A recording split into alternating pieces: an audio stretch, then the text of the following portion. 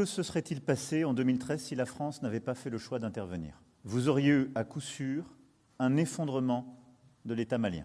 Poursuivre leur intervention sur le théâtre malien compte tenu des... La lutte contre le terrorisme ne peut pas tout justifier.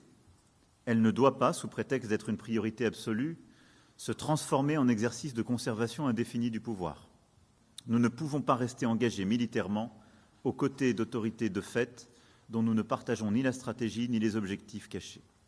C'est la situation à laquelle nous sommes confrontés aujourd'hui au Mali. Elle ne peut pas non plus justifier une escalade de la violence par le recours à des mercenaires dont les exactions sont documentées en République centrafricaine et dont l'exercice de la force n'est encadré par aucune règle ni par aucune convention.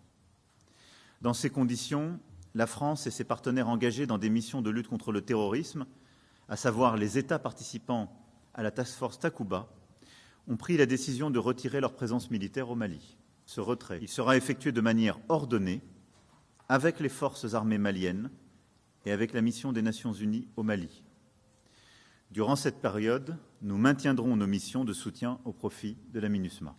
Nous avons commencé à fermer des bases au nord, nous allons donc progressivement fermer, dans un exercice qui va prendre 4 à 6 mois, les bases qui sont présentes au Mali.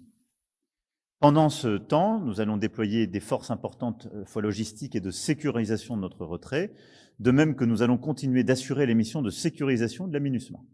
La France est intervenue au Mali, premièrement pour lutter contre le terrorisme, deuxièmement à la demande d'un État souverain et des États de la région. C'est cette deuxième condition qui change aujourd'hui.